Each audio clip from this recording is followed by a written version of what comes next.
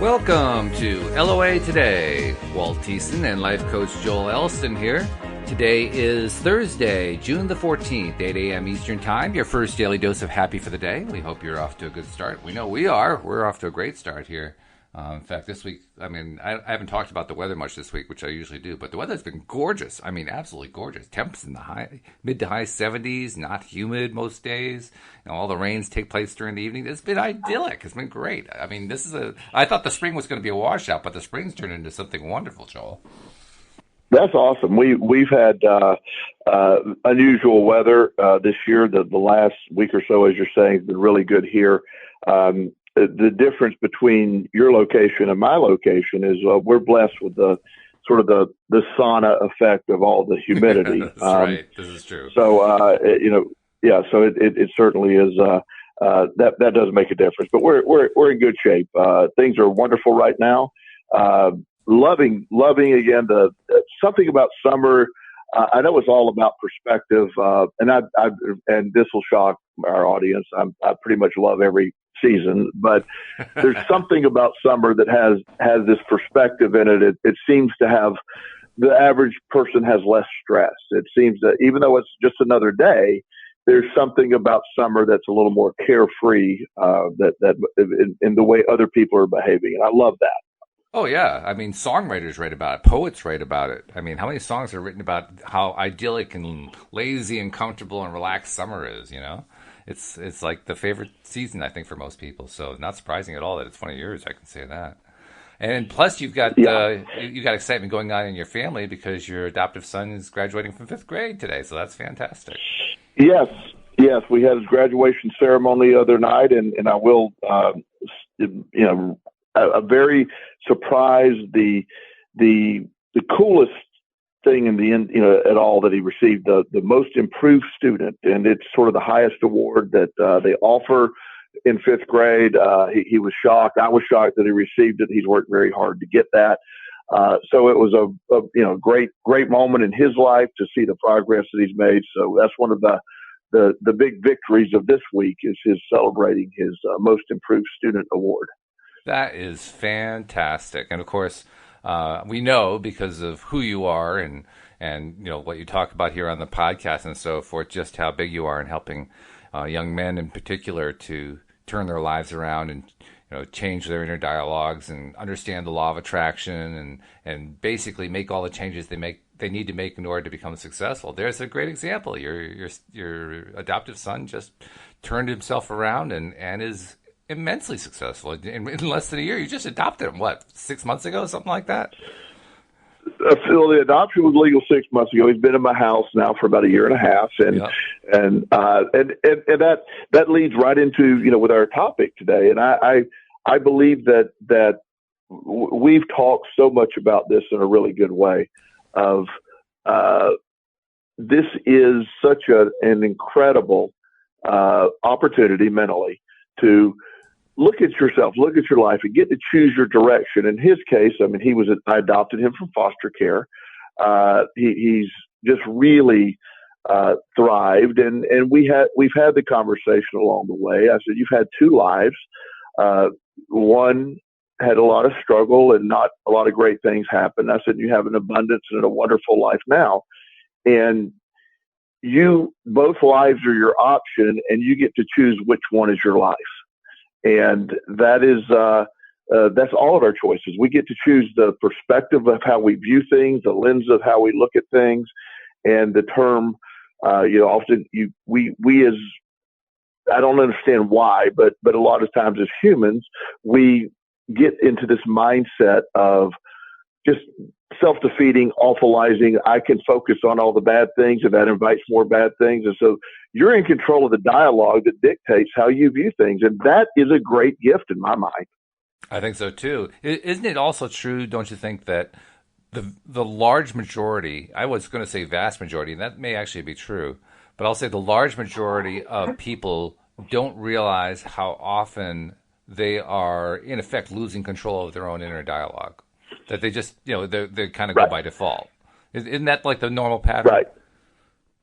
Yes.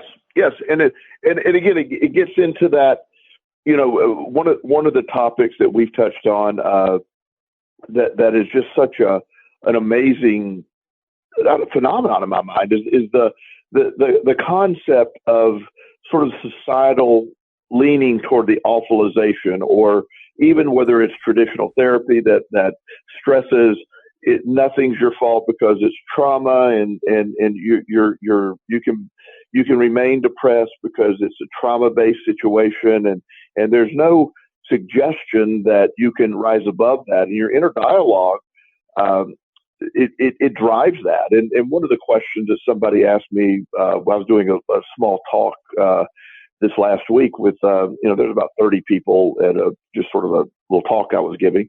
And one of the gentlemen there, he's an older gentleman, he said, he was, just made a great point. He said, after World War II, our country had potentially the most traumatic event that ever had taken place. I mean, we were at risk of being defeated, and probably the last time we were really at risk of being defeated, when they bombed Pearl Harbor. But yet, and we lost a bunch of people, and there was a lot of trauma attached to that. But that generation wasn't traumatized because their perspective of they viewed it as, while we did have a lot of stuff go on, we saved our country. And so their perspective or their inner dialogue was not one of trauma, it was one of victory, versus a sold concept now of everything as a trauma. And this is getting a lot of pushback, but that inner dialogue dictates whether something is a trauma or it dictates whether this is a victory. And no one can tell you which way you do that. And to me, that is just what makes that excites me. That's what the law of attraction is about to me. No one gets to tell me how I view things. No one except me. Except you, right. And that's really the key. Yeah. And I don't think we mean to minimize trauma, because trauma is traumatic. I mean, it's pretty bad stuff.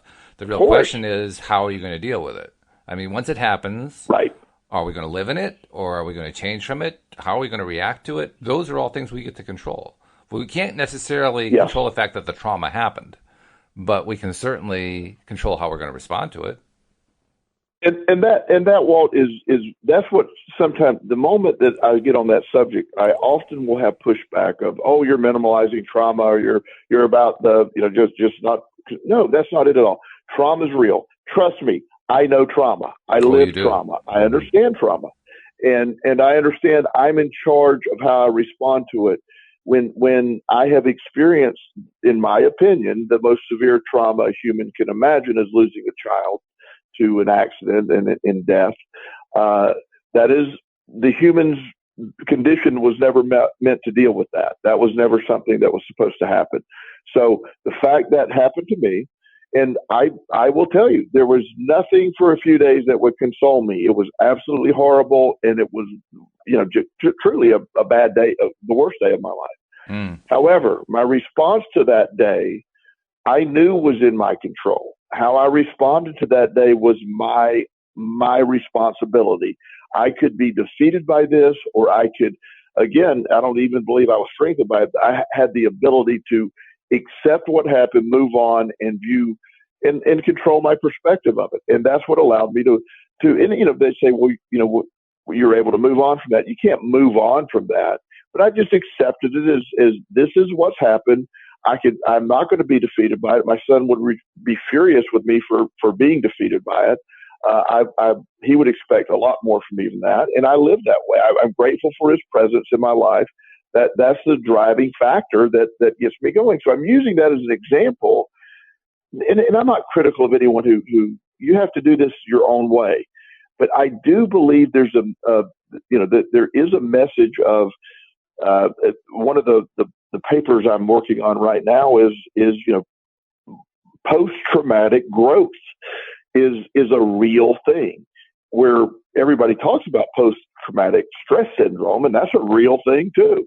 But I think your inner dialogue determines what happens after the post-traumatic stress. That's not the end of it. It's like, that isn't something that has to stay with you. And that's the beauty here, Walt, and that's the part of the law of attraction, again, that it emanates from within us. We're in control. And that goes against a lot of the teachings or the beliefs of a lot of people that, we're sort of at the will of everything at this point. We have to sort of succumb to what life brings to us, and that's not my belief. It's I'm in charge of my perspective.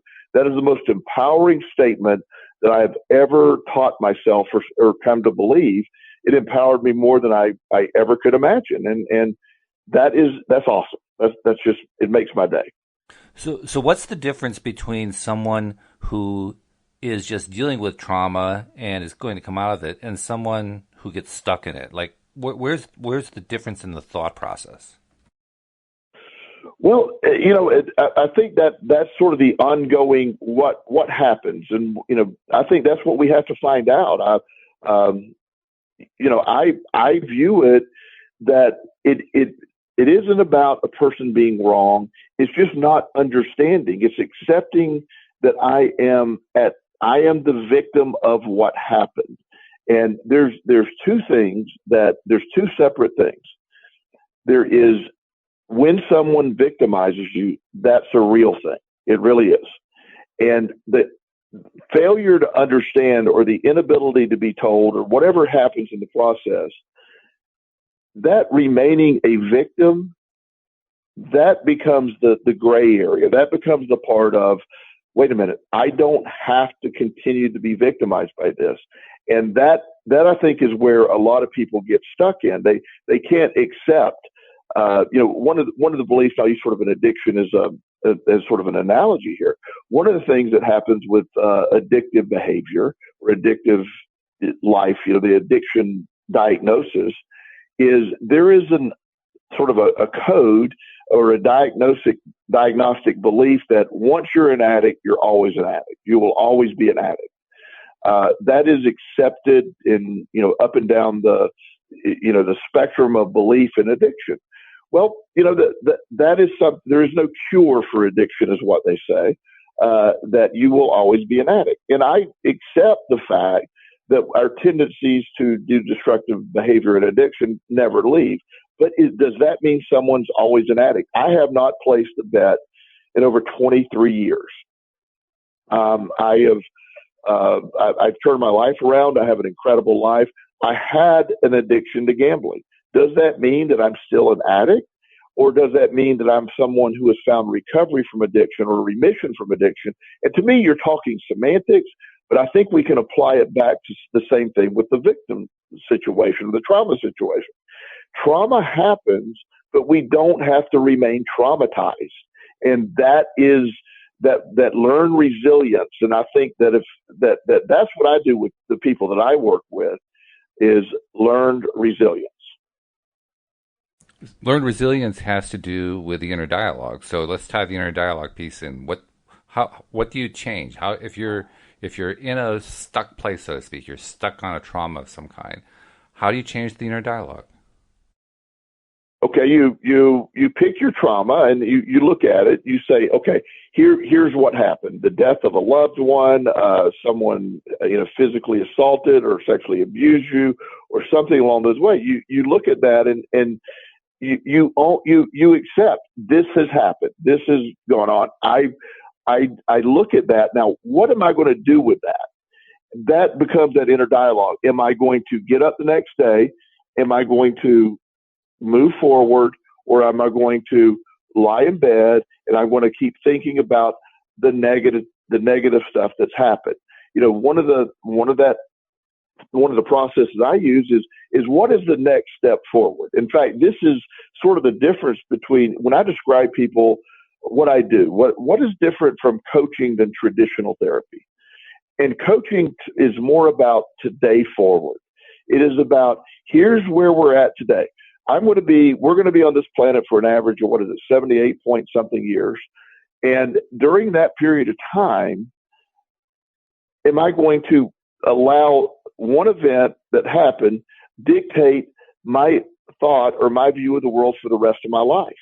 Or am I going to put a period behind that and accept today forward is what I got to go on? It's about, I'm going to live about today forward. And that becomes, it's about reframing what has happened, reframing trauma to say, I am not what happened to me.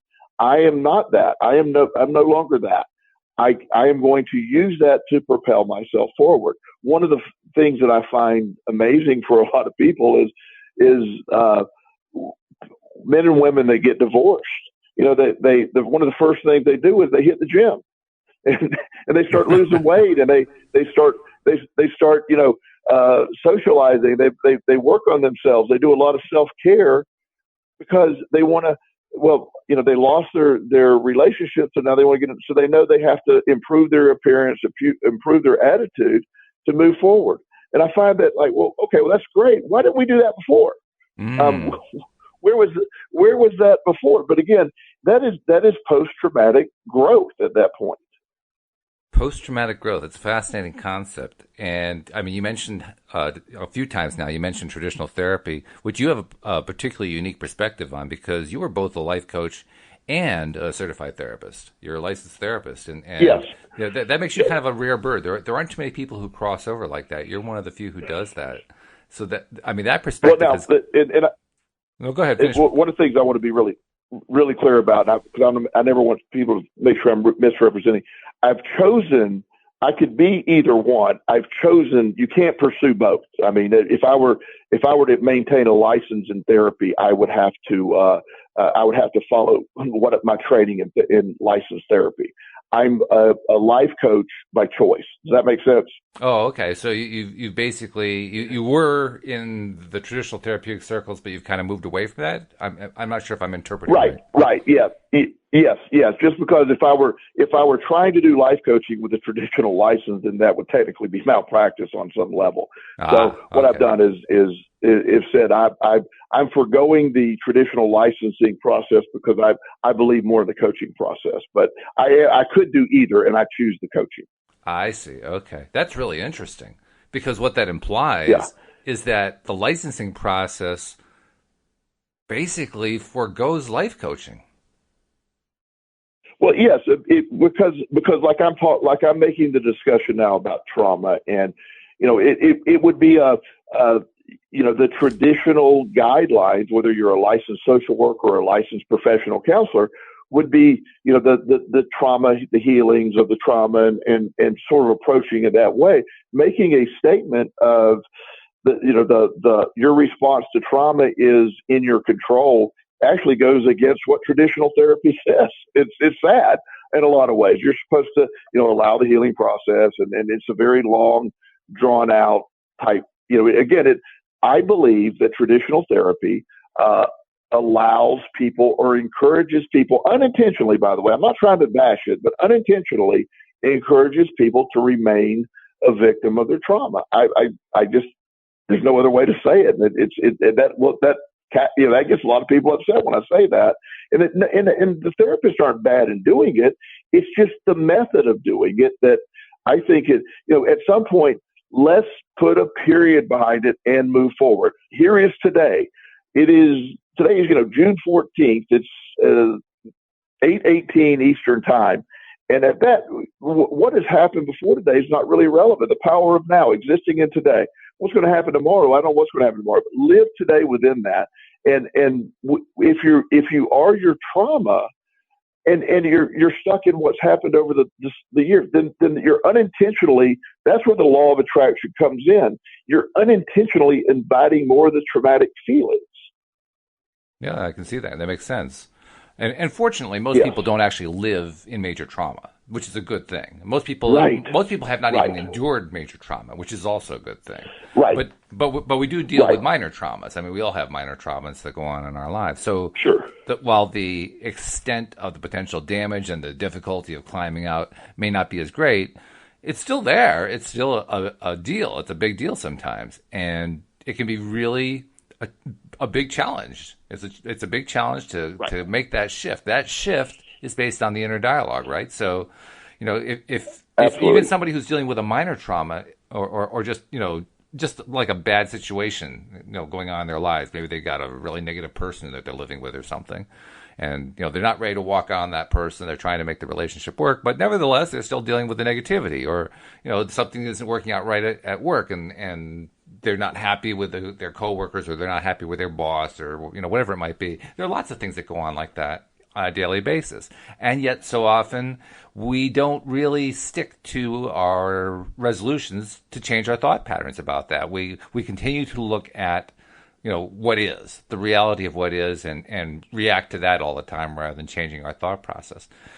I guess my point is that's not, no matter what your level of trauma is, whether it's a high level, low level, whatever, that's not an easy thing to do. It's just not easy to make that shift. How do you begin? Where do you start when you find that even though you've been doing affirmations or you've been doing daily exercises of various kinds or whatever, most of your day you're still focused on the bad crap? What do you do? Absolutely. Well, and that becomes, how do you get yourself unstuck? What is that? And to me, I look at the practical side of what is taking place when you're interviewing someone who could be stuck in a trauma or stuck in what has happened to them. I'll use an example of a gentleman I'm working with right now. He's an attorney that lost his job. He's depressed. He's sleeping all day. He was, and there's some things that he needs to do, obviously, but he's accepted his role, and I've lost everything, and I have nothing to move forward. So what we started doing was, let's take the practical application. How is the living of the trauma manifesting at this point? What's it looking like? Well, I get frustrated with my day and I go right back to bed and I sleep all day, and I'm not getting anything done. So we're going to get up tomorrow and we're going to tackle one thing. What are we going to have to do to start getting employed? Who are you going to work with? What cases are you going to take? What kind of law do you want to practice? So we start with the simple solution. The most obvious solution here is we got to get out of bed. Before we do anything, we got to get out of bed. So we start with the obvious, the simple. And then once you have that victory, and this is how it unfolded for him perfectly. The day after we met, he jumped out of bed when the alarm went off at 6 a.m. I had him read the book, The 5-Second Rule. It talks about taking action and not overthinking and getting out of bed. He listened to that. Great book, by the way. And he started moving forward. So victory number one was getting out of bed. It sounds silly, but that starts a process. Victory number two, he got dressed, he shaved, he got ready to go. Then he has some action to take. He has, a lot of paperwork and a lot of stuff he has to get done that he's been procrastinating on. So a lot of it is tax related stuff. Bundle your stuff up and take it to an accountant. Let's just do that. He was reluctant to do it. He was going to be embarrassed to face the accountant with everything that was happening. Didn't matter. The accountant's opinion didn't matter. The accountant has seen much worse.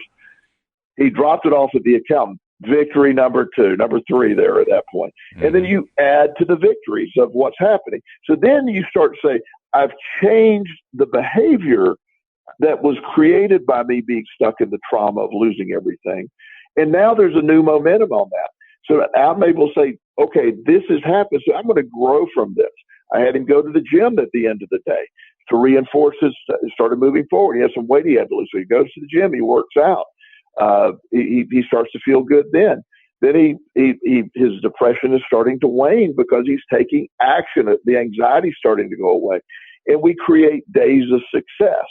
So you attack it at the level, and then you're able to start using that inner dialogue and say, there is a chance. I'm not defeated. I can move forward. What if I become strengthened by this?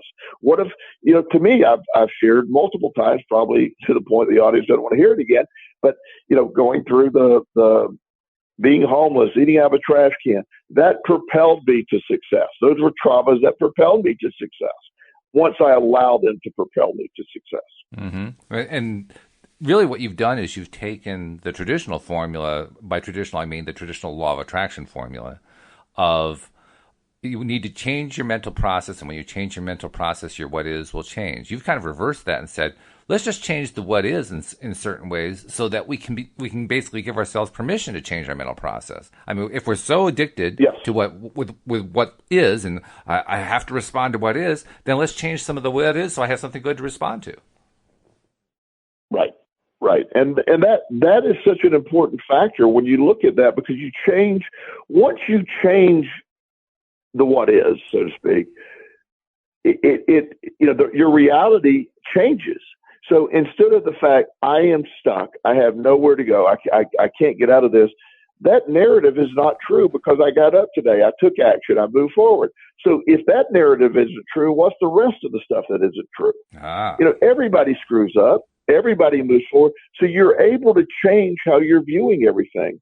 One of the things that I had one of my he's a good friend, and we have very differing beliefs in a lot of things. He's very rigid in his beliefs, and he more of a traditional, trying to come up with a concept, more traditional in thinking religiously, and very Southern Baptist and fundamentalist. Again, nothing wrong with that. That's what worked for him.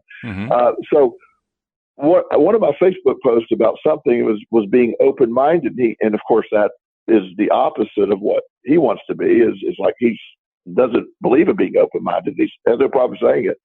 And as we discussed it, it was funny. He said, well, how open-minded should I be? I said, you should just be open-minded to the concept that not everybody shares your beliefs and that people have different truths. And of course, then he goes, oh boy, different truths. So you're saying there's more than one truth? And my answer is yes, because your truth is based on your perspective. That's what we're talking about here. Your truth is how you see things. It doesn't mean that, the color red is the color red, but there's like 85 shades of the color red. I know when I had my walls painted that just try to go buy a can of white paint. It doesn't exist. There isn't such thing anymore. That's true. you could take 40 cans of paint and then come put them on your wall and compare them. They don't match. There's vibrant white, there's subtle white, there's off white, there's extra. You can go on forever with that. So there isn't such thing as white paint. So that's the truth. It's in our lives we develop these hardcore truths or these lies that we tell ourselves that are that I am this. I am stuck with what has been handed down to me. Genetically, I have this, or I was born into poverty, or I was born into, the mental illness, or I was born into these other things, and you accept that. I mean, the concept of that Dr. Bruce Lipton talks about is, our DNA is actually programmable to match your situation. It's always been believed that you were stuck with all that. It is not true. You look at all of this from a perspective of what we've been given, and you live in that trauma. You live in, I can't get out of it. So when you walk people through the process, all it takes is a few victories to realize what I was believing is not true. So I have to question everything I'm believing about myself. Then there's new opportunities for new thought. Yeah, very true. And by the way, the point that you made, well, the two things that I'm going to tie together. One, I'm going to kind of pick on you a little bit, but it's something that I do just as well, and most people do, I think. You said that we all kind of screw up at times, and I think that's true. We all do kind of screw up at times. But I also want to point out that Abraham Hicks likes to say, you can't get it wrong and you'll never get it done, which I like that to me is too negative a statement. I like to make it more positive. So I say, you always get it right and the road goes on forever. And that's a different way of looking at the same thing. I mean, yes, we make mistakes, but on the other hand, we never really get it wrong. We always get it right. Everything that we do is right. We're looking for our better right, the right that the thing that's more right for each one of us, and that can be different from one person to the next. Just as Sure. what is right for your Southern Baptist friend might be different from, say, me, who's not at all a Southern Baptist friend.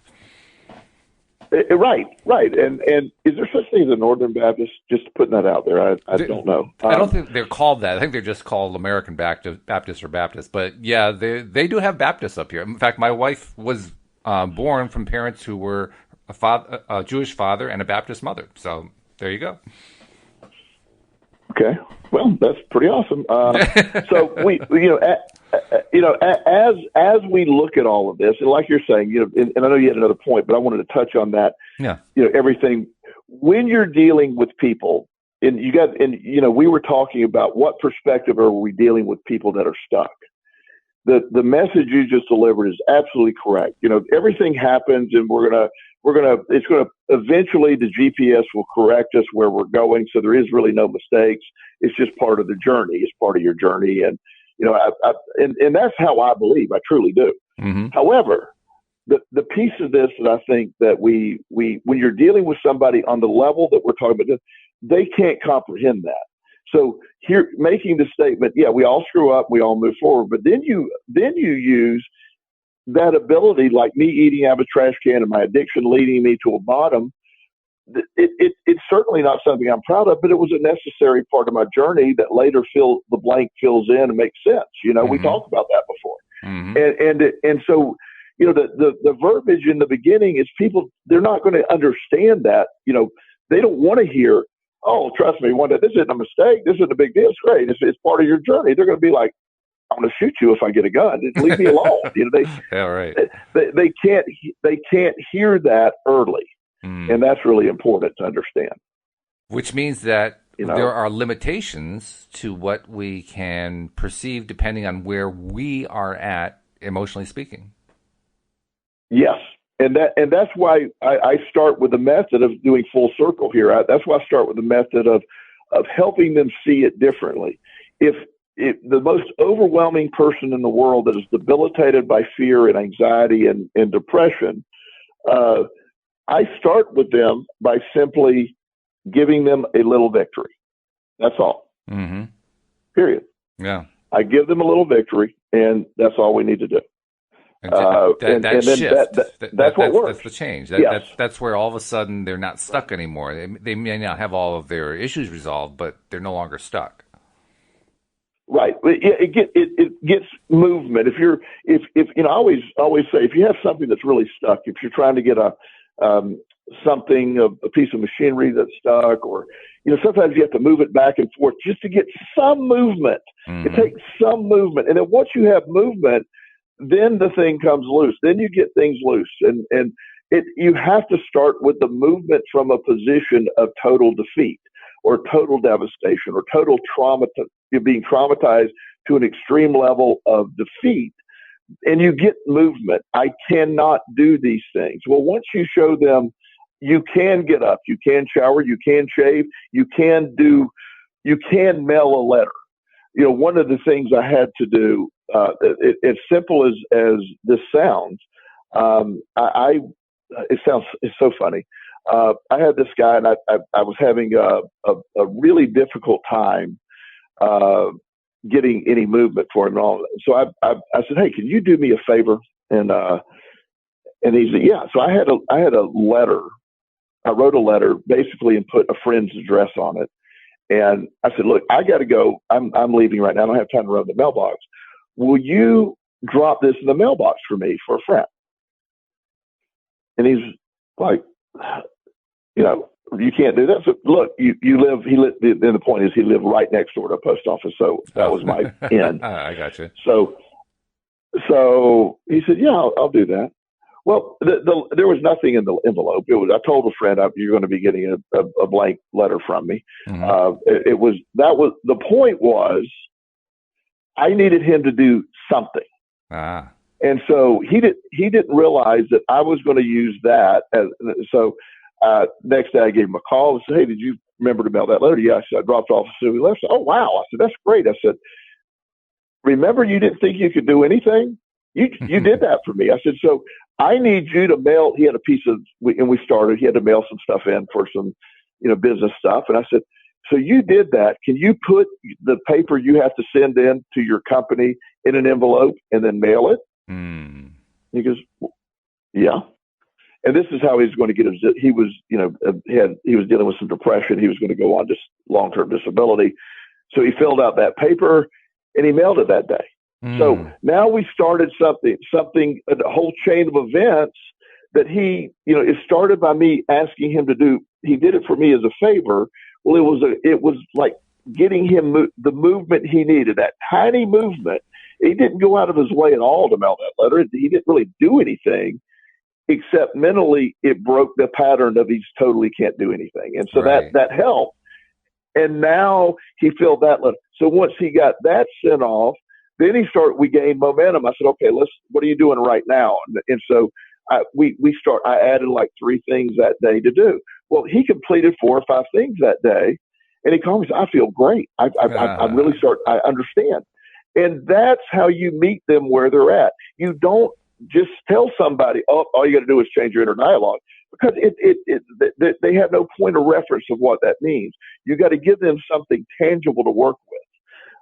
And when they feel a victory, so getting people to look at what's causing where they're at, seeing, the idea that, one of the ladies that when I was working at a treatment center, she was coming to some of our groups, and she had some horrible events happen in her life, and she couldn't even share without crying. And, one of the things that, and I related to her so much, and I had a great empathy for her, is she had lost her daughter many, many years before.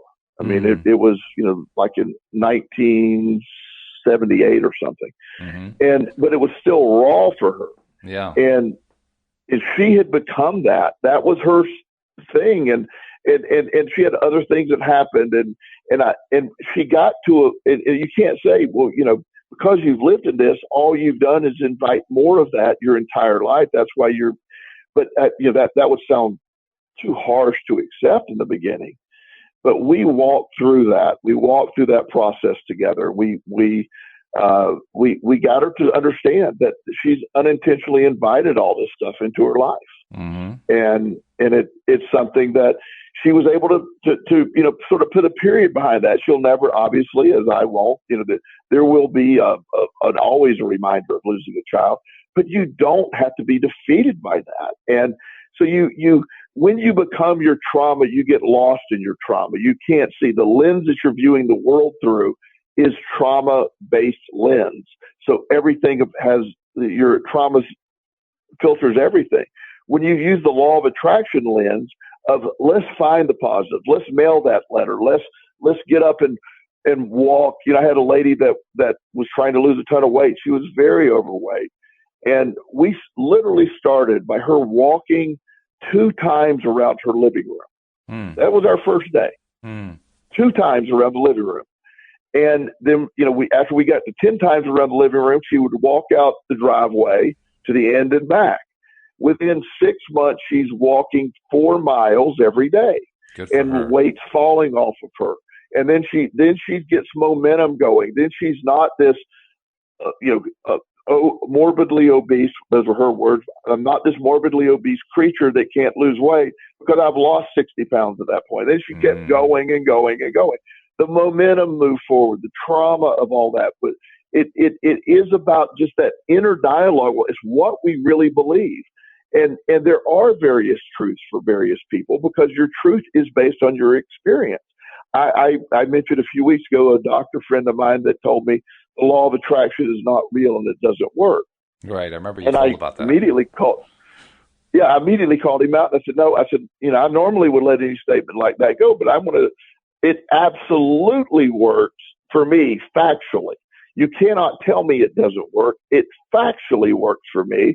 I live it. It changed my life. And then he unintentionally fell right into my belief system by going, Joel, the only reason it worked for you is you believe it works for you. And I go, exactly. By the way, I shared that story. That's the $1 million answer. Because I had a book signing for our book this past Tuesday. And it was actually at the Buttonwood Theater in Middletown, where Anne-Marie and Mike, 2 of the co-authors, have this alternative cultural arts center. They invited me in to do a book signing. And I said, that's a good idea. Let's go do that. And I went, and there were about 10 people total who were there, and we sold 6 books, which was great. But during the conversations, we were sharing all these law of attraction stories, and I was sharing some of my experiences with the podcast and so forth. And one of the things that came up was that story. I shared that story with people, and they were just the smiles. You should have seen the smiles on people's faces when they saw it, when they heard that particular story, because everybody who understands law of attraction has had that conversation in one form or another. And the answer you gave to him was exactly perfect. Of course, it's about belief. Yeah. Yeah, that's the piece that I hear time and time again. It works. it works because you believe. Yes, that's sort of you just defined the law of attraction for me. Thank you. You gave me my own definition. It works because I believe it works.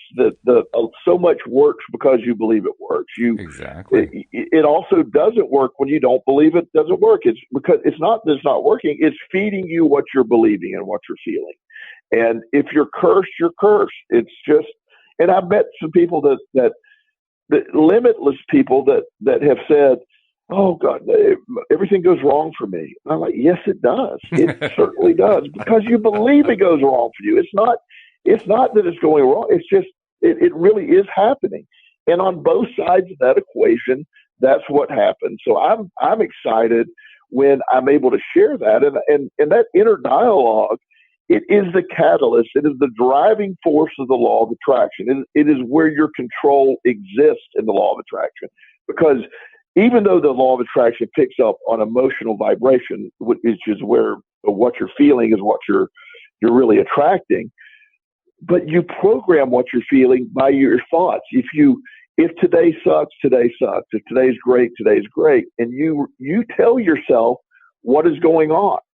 And if it is that, one of my other clients a few days ago, he had an appointment with me at 9 a.m. I believe it was Monday, and his wife called and said, his truck broke down. He's not going to be there, and he's very angry. And so I texted him and said, "Look, we'll reschedule the appointment. Don't run your whole day over this. Your truck broke down." And so he texted back, "Well, no, things getting better," and then it automatically goes back. And he just went on this rant about how bad things were and how it's like. And so he, it pretty much ruined his day. And then we talked the next day, and his appointment was yesterday. And so I said, "Yeah, you ruined an entire day, and over your truck breaking down." And the funny part was, he said, "Yeah," and he said, when I finally quit having my meltdown, I felt feeling sorry for myself. It was a loose battery cable. He said it's something that could have been fixed in 2 seconds. He said, but I was in such frustration. And he said, I see where I created all that. And he said, if I would have remained calm and not lost it, I could have just tightened the battery cable, opened the hood. He said, I don't know anything about cars, but I could have realized the battery cable was loose.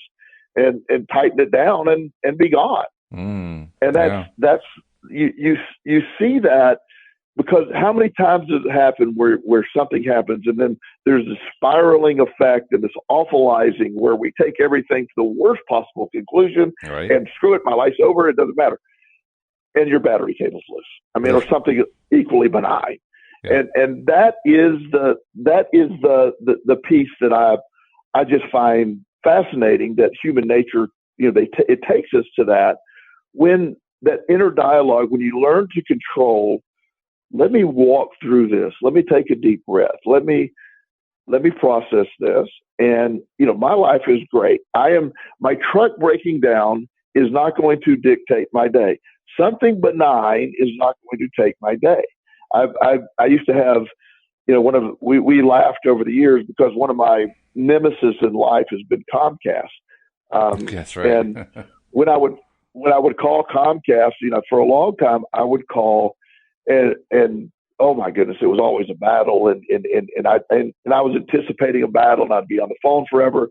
So and then when I changed my strategy I changed my strategy, and I would first thing I'd tell the lady, I said, I'm not frustrated with you. I'm appreciative you answered my call, and I was very nice. I got so much done. I had so much better response from them. I anticipated a good call. I never had another long call. Now I don't even have cable. I just have their internet service, so I never need to call them. I mean, it's just a real simple thing. But it's such a blessing when you learn to control that, your inner dialogue and what you're anticipating. If today is going to be a bad day, it's guaranteed to be a bad day if that's what your inner dialogue is. Monday sucks. Well, Monday sucks because you believe Monday sucks. I've had some of the best days of my life on Monday. I love how Monday feels. It's a new start. And, I've always traditionally, and I really believe this,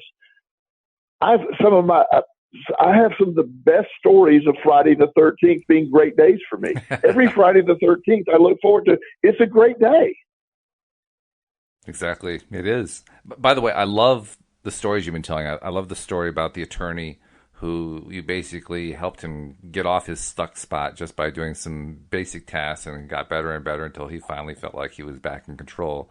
And you have the overweight woman who didn't feel like she could do anything to lose weight, and you had her take a lap and then get out in the driveway and then get out and do some walking until she's walking 60 pounds off her. And I mean, all your stories that you're telling, you're basically using that same technique you described about how you just take certain kinds of action to shift the what is and change the perspective. And it makes me think it's really not all that different from training. I mean, you get a new job and you go into the job the first day, and somebody, the person you report to, put you with somebody who's going to train you on how that particular company does whatever it is that you're doing. And so you're learning not only the job, but how to apply your skills to that job. And you're learning to do it the same way, because that's what training is, right? You basically go in and you say, okay, every time that A happens, we do B. Every time that B happens, we do C. Every time that C happens, we do D. That's training. And you repeat that behavior over and over and over again. Whereas if you go into a company that doesn't do training very well, they say, well, okay, whenever A happens, we do B, except if it's in conditions 1, 2, or 3, in which case we go to E, in which case we connect E to Z, and Z becomes N, under which case P is also R. There's no training effect there. Right. In fact, all there is just plain confusion. You're providing basic training, the basic concept of training. I don't mean military training. I mean the basic concept of training to how you get unstuck. I think that's brilliant. Well, and that's what people respond to, because their inner dialogue is telling them they cannot be successful. They cannot have any victory. Life has defeated them. So when something happens that they're able to see, wait a minute, that's not true. My inner dialogue that I've been telling myself is wrong. So that opens the door to a new inner dialogue of, well, I can do, and I don't mind, I don't expect them to go from I can't do anything to I can, go defeat the world. I can't accept that. They can't believe that themselves. But when they do open the door, well, maybe my dialogue of I cannot do anything is not accurate. So let's start with my inner dialogue of I can do some things. And then with some things, the more some things you do, I can do most things. And then, you are able to grow with that. Then your reality changes and how you feel about things change. And that's the power that's where you're transmitting the inner dialogue to the subconscious, where it affects your emotions. When you wake up and you feel great about a Monday, that is training your inner dialogue to believe Mondays are great. Back in the middle of my addiction, and when I was Sunday nights used to be the worst night of my life, because I had to go into work at a job where I was just overwhelmed with anxiety and stress. Most Monday, I dreaded Sunday nights. I hated Sunday nights. I hated Mondays so bad I hated Sundays, because it was Sunday was the day touching Monday. It was I dreaded it. And it was touching Monday. Yeah. I mean that's you really hate Mondays when you get to a point so bad that it moves over into Sunday because yeah, it's right. touching it. And we've all been there. We've all experienced that. Oh yeah, and I remember I can remember Sundays would fly by, and I'm going, oh my God, it's going to be and at 9:00 at night on Sunday, I'm just miserable because what's going to happen? I was anticipating, and sure enough, almost every Monday I would come home with a migraine headache, stress filled. I would just it was just like living in hell. Right. Versus today, I love Mondays. It's I know it's technically not the start of the week, but it's the start of the work week. It's where I get action done. It's where things happen. The banks are open. Things are open. Everybody's open for business. It's great. Mondays are. I love Mondays. It has to be the most productive day of the week. It seems like it to me. And so I've reframed my Mondays and loved them. And that took place by an inner dialogue of looking at facts. And that's how you change where you're at. Look at, what are your beliefs now? What is defeating you? And challenge that belief. I can't do. Well, first of all, anything you start with, I can't do, you're wrong. There's something you can do in that. Or I'm a loser. Well, maybe you have been a loser, But at this point, you're only a loser because your inner dialogue is telling you are. Yeah, that's a big deal right there. I mean, we've been talking a lot about how you help clients, and we do that because you work with clients regularly, so you get lots of good stories that way. But in all those cases, you're walking them through it. You're basically providing the training for them. If we have listeners, most of our listeners probably are not currently working with a life coach or a therapist or whatever, but I think virtually everybody wants to improve. We want to get ourselves unstuck from the stuff that we're stuck on. We want to achieve the goals we want to reach. We want to track the stuff we want into our lives. We want to have that big income and that beautiful house and the great relationship and the stellar health and all that other stuff. Well, if you're trying to do it yourself, how do you train yourself? What process do you use to apply the same thing to yourself if you don't have a coach or a therapist who's walking you through it? Well, and again, you could you could use the same principles of I need to find a victory. I need to find what can I do. Let me turn off my filter of what I can't do, and find one thing I can do. It could be simple as washing the dishes. It could be cleaning the kitchen, taking the garbage out. Just looking at something you did and starting there. If you have the what's the saying? What's the best way to eat an elephant? One bite at a time. One bite at a time. Yeah. How are we going to do this? We're going to start with the simplest, most mundane task. Make your bed, get a shower, whatever it is. Do something, and then remind I did that. What is step 2? Is do something else. Anything that allows you to start looking at yourself with a different set of eyes. Changing your lens is about, and I can't, and people, again, the awful life. Well, Joel, there's no way me washing my dishes will get me a job. Well, no, you're right. Washing your dishes has nothing to do with getting you a job. What it will do, though, is it will give you a perception that you can take action, you can do something. And when the dishes are done, there's a feeling of accomplishment. And then you feel that emotion. You say, I did that. As simple as it is, I did that. So now I can go online and look at jobs. Now I can fill out applications. You can use anything to pivot, any success to pivot to the next level. And maybe it's too quick to go from washing dishes to applying for a job, but get 4 or 5 of those little victories underway. Make your bed, get your house cleaned up, whatever you need to do to show something moving forward. So again, figuring out ways to do self-care or taking care of the most basic things can be launching pads for great things, because it does allow you a belief to change your inner dialogue, because you have no evidence that you can do anything. So when you have something that actually goes directly against that false belief or that inner dialogue, you can't do anything, you now have evidence that that's wrong. And now you can start feeling different. And that's where you're able to change the inner dialogue. And it can, a spiral downward can always have the equal spiral upward. Very good point. So now that we've worked to this point in the discussion, we've explored how you've helped people in clinical situations overcome difficulties, get themselves unstuck, and so forth. And now we've taken it to what individuals can do in their own lives. Let's now take it to what I see an awful lot on social media, Facebook, law of attraction groups, and so forth.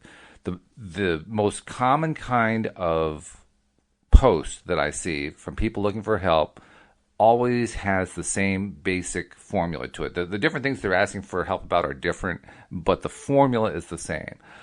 I've tried doing this. I've tried doing affirmations. I've tried doing mirror work, or I've done the 555 thing, or I've tried these different modalities, and I'm still not attracting what I want. I'm still not bringing what I want into my life. What do I do? Well, that's where it gets, if you have the ability to get a coach or continue, that's where it really helps to have someone to get into specifics. But let's say that's not even possible. Again, we keep breaking it down. You have to keep breaking it down. There's an acceptance or an understanding that the law of attraction is fact. It's working. It's working for you or against you. It doesn't care. It's just putting out there. So on the most basic level, this is where it does sit, whether it's journaling or talking with a friend or whoever. What is it what emotion are you putting out there that you keep getting? I'll use money because it tends to be the most common, that in relationships. So let's start with money. Okay. Money. I have to pay these bills. I have to do this. I want to attract more money. I'm desperate to have more money. It's the most important thing in my life is I have to have more money. Well, that's what a lot of people think the law of attraction is. I believe that I want to have more money because I have to so bad. If I don't have it, it's just not going to. Well, it's not. That's the opposite. You're again, the emotion attracting to that is desperation. That's what is picked up on. It's the emotion. It's not the thought. The inner dialogue can help with the emotion, but it's not what you're putting out there. This is the hard part that Abraham Hicks does a really good job of, and somewhere I think The Secret does a pretty good job of this too on some level. Of you got to believe, you got to feel an abundance. You got to take that desperation out. So most of the time, what is the resistance that I'm putting up? And I'm not putting up any resistance. Well, that statement alone is resistance because you have to be willing to look at, what emotion am I putting out there to get what is appearing? I've tried all of these things and it's just not working. So it's either the law of attraction doesn't apply to you, or you still aren't figuring out how to get the emotions to match what you're trying to, and that's almost always the case. Relationships, I find that to be one of the more baffling ones that people deal with because they become so desperate for someone. And when you sign up for 15 different dating websites and you're not putting out there that what you're wanting, you're putting out, again, desperation. You're putting out, and people pick up on that desperation. And that's why dating relationships seldom work when you're desperate to have a partner, because you're trying to force a partner instead of attracting a partner that is going to be meeting where you need to be at. It's that same process of you walk through it. And again, this is where a coach helps a lot to help you. It's hard to see it yourself, but you can do it by just doing an inventory of how do I feel right now? I feel anxiety. What am I anxious about? Because I'm putting out that anxiety, which is the emotion that is being picked up on. So if I'm believing it's not working, or I obviously have a negative, how do I adjust the emotion that I'm putting out there? And you do that through, again, this is where it becomes hard if you allow it to be hard, because you're fighting against yourself, and that's where that resistance comes in. And I've also found, for myself anyway, that my pattern, I think just about everybody's pattern, is even when I try to do the affirmations or, I'm feeling good, I'm getting myself into a good feeling place, and this is what I want to attract. After I've done my affirmations, then I go back into my default mode for the rest of the day. And that can't work. I mean, if we're using these modalities, these little practices, in order to give ourselves a kickstart to shift our emotional set point, to get us into a place where we're regularly feeling better and thinking better and taking better perspectives, that's when they're really useful. But if all we're doing is just doing them and then going back into our old habits, all we did is just do them for a small percentage of our day. The rest of our day, we're putting out the same old signal. And that's what happens to most people. It isn't an understanding of it isn't about the affirmations. The affirmations can be a tool, but they have to be used throughout the day. You have to have emotional checks to see what energy I'm putting out through the day, and how do I change that if it's not a positive or a non-anxiety based emotion.